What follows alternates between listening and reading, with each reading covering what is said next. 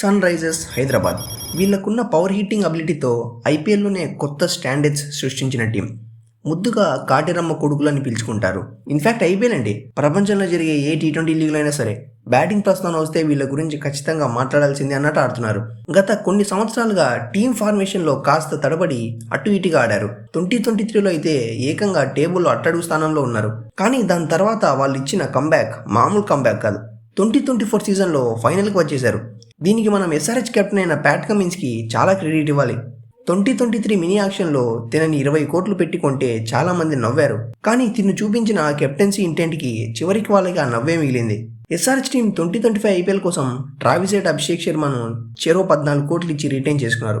అలాగే వాళ్ళ captain Pat కమిన్స్కి 18 కోట్లు, ఇంకా నితీష్ కుమార్ రెడ్డికి 6 కోట్లు ఇచ్చి రిటైన్ చేసుకున్నారు. ఇక హెన్రిక్ క్లాసన్కి మాత్రం ఏకంగా 23 కోట్లు ఇచ్చి మరీ రిటైన్ చేసుకున్నారు. దీనిని చాలా మంది విమర్శించారు కూడా. కానీ క్లాసన్ గత 3-4 ఏళ్లుగా ఎస్ఆర్హెచ్కి బ్యాక్ బోన్లా ఆడుతున్నారు. ఎవరు పర్ఫామ్ చేసినా చేయకపోయినా తను మాత్రం ఎప్పుడూ కన్సిస్టెంట్గా పర్ఫామ్ చేస్తూనే వచ్చాడు. సో క్లాసన్కి 23 కోట్లు ఇవ్వడం అనేది చాలా మంచి డెసిషన్. ఎస్ఆర్హెచ్ టీం ఆక్షన్స్లో ఎప్పుడూ బాగానే పర్ఫామ్ చేస్తారు. సో 2025 సీజన్ కోసం కూడా వాళ్ళకున్న లిమిటెడ్ బడ్జెట్లో చాలా మంచి బైస్ చేశారు. సో అవేంటో ఇప్పుడు చూద్దాం. ముందుగా ఇండియన్ వికెట్ కీపర్గా ఇషాన్ కిషన్ లాంటి ఒక పాకెట్ డైనమైట్ ని 11 crore పెట్టి తీసుకున్నారు. దీనితో వాళ్ళకున్న ఆ బ్యాటింగ్ పవర్ ని మరింత పెంచుకోగలిగారు. ఆ తర్వాత అథర్వా తైడే అనే యంగ్స్టర్ ని కూడా తీసుకున్నారు.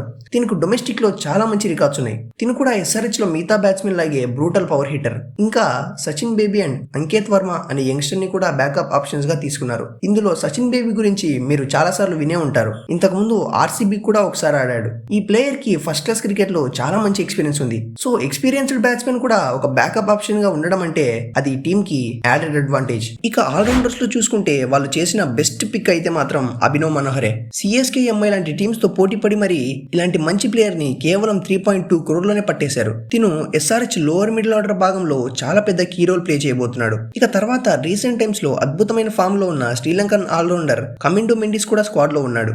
ఆక్షన్ టైంలో ఇంగ్లాండ్ పేస్ ఆల్రౌండర్ అయిన బ్రైడెన్ కార్స్ ని తీసుకున్నారు. కానీ తను రీసెంట్ గా ఇంజురీ కారణంగా ఐపీఎల్ 2025 నుంచి రూల్డ్ అవుట్ అయ్యాడు. సో తనకి రీప్లేస్మెంట్ గా సౌత్ ఆఫ్రికన్ ఆల్రౌండర్ అయిన వియాన్ ముల్డర్ ని స్క్వాడ్ లోకి పిక్ చేశారు. ఎలాగో ప్లేయింగ్ 11 లో Pat Cummins, Nitish Kumar Reddy and Abhishek Sharma లాంటి మంచి ఎకానమీతో బౌలింగ్ చేయగలిగే ఆల్రౌండర్స్ ఉన్నారు కాబట్టి నో ప్రాబ్లం. ఈ బ్యాట్స్మెన్ అండ్ ఆల్రౌండర్స్ ని చూసిన తర్వాత మనకి ఒక్కటే అర్థమవుతుంది, ఈ టీమ్ లో బాల్ ని ఆడే వాళ్ళ కంటే బాదే వాళ్ళే ఎక్కువగా ఉన్నారు. ఇక బౌలర్స్ ని చూసుకున్నా ఏం తక్కువ అనుకోలేదు. భూవీ అండ్ నట్టు స్క్వాడ్ లో లేరని కాస్త బాధపడిన వాళ్ళకి చాలా మంచి రీప్లేస్మెంట్స్ ని పట్టారు. భూవీకి రీప్లేస్మెంట్ గా షమిని 10 కోట్లు పెట్టి కొన్నారు. అండ్ షమి ఎలాంటి ప్లేయరో మనందరికీ తెలుసు. పిచ్ నుంచి కాస్త హెల్ప్ లభిస్తే ఒక ఆట ఆడేసుకుంటాడు. రీసెంట్ గా ఇండియాకి ఆడుతూ ఇంజరీ తర్వాత ఆ రిథమ్ లో కూడా వస్తున్నాడు. ఇక నటరాజన్ కి రీప్లేస్మెంట్ గా హర్షల్ పటేల్ లాంటి ఒక డెత్ ఓవర్ స్పెషలిస్ట్ ని కూడా తీసుకున్నారు. హర్షల్ పటేల్ స్టార్టింగ్ లో కాస్త రన్స్ కి వెళ్ళిన తర్వాత వికెట్స్ తీయగల సత్తా ఉన్న ప్లేయర్. దీనివల్ల ఐపీఎల్ లో ఆల్రెడీ 2 సార్లు పర్పుల్ క్యాప్ హోల్డర్ గా నిలిచాడు. ఇక జయదేవ్ ఉన్నట్కట్ ని కూడా మళ్ళీ బైబ్యాక్ చేశారు. 2024 ఐపీఎల్ సీజన్ లో కూడా ఎస్ఆర్హెచ్ తరపున తిను బానే రాణించాడు. అండ్ ఒక లెఫ్ట్ ఆర్మ్ పేసర్ కాబట్టి ఆ వెరైటీ కూడా అందించగలడు. ఇక శ్రీలంకకు చెందిన ఇషాన్ మలింగా అనే యంగ్ ఫాస్ట్ బౌలర్ ని కూడా బేస్ ప్రైజ్ లోనే సాధించారు. తిను మోస్ట్లీ బ్యాకప్ ఆప్షన్ గానే ఉంటాడు. ఇక లాస్ట్ లో సిమర్జిత్ సింగ్ అనే ఫాస్ట్ బౌలర్ ని కూడా కొన్నారు. తిను లాస్ట్ టైం సిఎస్కే ఆడినప్పుడు కూడా చాలా మంచిగా పర్ఫామ్ చేశాడు. ఇక రాహుల్ చహర్ లాంటి టాలెంటెడ్ లెగ్ స్పిన్నర్ ని కూడా మంచి ప్రైజ్ లోనే కొనగలిగారు. దీనికి బ్యాకప్ గా జీషాన్ అన్సారీ అనే యంగ్స్టర్ కూడా స్క్వాడ్ లో ఉంటాడు.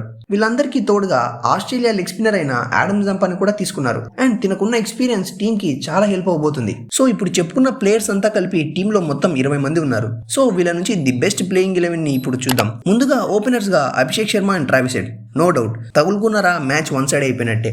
ఇలాంటి భయంకరమైన పవర్ హీటర్స్ మనం చూస్తూనే ఉన్నాం. ఉన్నంతసేపు అపోనెంట్ కెప్టెన్ తల మీద చేతులు పెట్టుకునేలా చేస్తారు.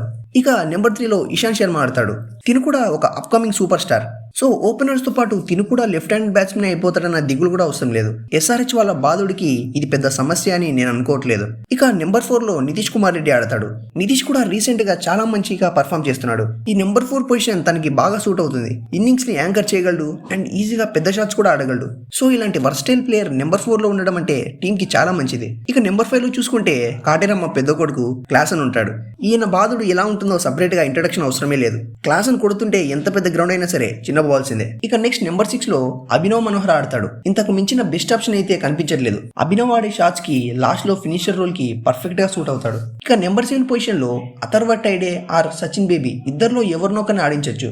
కానీ బిగ్ షాట్స్ ఆడగలిగే క్యాపబిలిటీలో థైడే కాస్త ముందుంటాడు. సో తనకి ఫస్ట్ ప్రిఫరెన్స్ ఇవ్వచ్చు. తను సరిగా పర్ఫామ్ చేయలేకపోతే సచిన్ బేబీ ప్లేయింగ్ 11 లోకి వచ్చేస్తాడు. ఇక నెంబర్ 8 అండ్ నెంబర్ 9 లో no doubt captain Pat Cummins and Harshal Patel ఈ ఇద్దరే ఉంటారు. అండ్ ఉన్నంతసేపు కూడా పెద్ద హిట్స్ ఆడగల క్యాపబిలిటీ ఉన్న ప్లేయర్స్. అండ్ నెంబర్ 10 లో యాజ్ యూజువల్ గా షమి అండ్ నెంబర్ 11 లో రాహుల్ చార్ ఆడతారు. ఇక ఇంపాక్ట్ ప్లేయర్ ని ఆడే పిచ్ ని బట్టి డిసైడ్ చేస్తారు. ఒకవేళ హైదరాబాద్ లాంటి వికెట్ పైన ఆడితే జయదేవ్ ఉన్నట్టుకట్టు ఉంటాడు. అలా కాకుండా చెన్నై చెపాక్ లాంటి స్పిన్ ఫ్రెండ్లీ వికెట్ పైన ఆడితే ఆడమ్ జాంపా ఇంపాక్ట్ ప్లేయర్ గా ఆడేస్తాడు. ఎలాగో ఇప్పుడు చెప్పుకున్న ప్లేయింగ్ 11 లో ఫారెన్ ప్లేయర్స్ ముగ్గురే ఉన్నారు కాబట్టి జాంపాని ఇంపాక్ట్ ప్లేయర్ గా ఆడించవచ్చు. సో ఈ ప్లేయింగ్ 11 చూస్తుంటే గత సీజన్ కన్నా ఈసారి స్ట్రాంగ్ గానే కనపడుతుంది. ఆ బ్యాటింగ్ లో డెప్త్ అండ్ ఫైర్ పవర్ రెండూ పెరిగాయి. ఏదైనా ఒక చిన్న లోపం ఉందంటే అది ఒకవేళ ఏ పెద్ద ప్లేయర్ అయినా సరే ఇంజురీ కారణంగా బయటికి వెళ్లాల్సి వస్తే సరైన బ్యాకప్ ప్లేయర్ లేకపోవడమే. అఫ్ కోర్స్ ఇది ఒక T20 లీగ్ కాబట్టి ఇంజురీ స్కేర్స్ అనేది చాలా తక్కువనే ఉంటాయి. సో ఎటువంటి ఇబ్బంది లేదు. ఈ స్క్వాడ్ ని చూసుకుంటే 2025 IPL సీజన్ లో కూడా SRH టీం గట్టిగానే రచ్చలేపేలా కనపడుతున్నారు. వీళ్ళకున్న పవర్ హీటర్స్ కి అండ్ వాళ్ళు ఆడే ఫైర్ బ్రాండ్ ఆఫ్ క్రికెట్ కి ముచ్చటగా మూడోసారి కూడా SRH టీం కప్పు కొట్టడం ఏమంత కష్టం కాదు. సో మీకు గానీ ఈ వీడియో నచ్చి ఉంటే సబ్స్క్రైబ్ చేసుకోండి. అండ్ నెక్స్ట్ ఏ టీం మీద వీడియో చేయాలో కమెంట్ చేసి చెప్పండి. Thank you.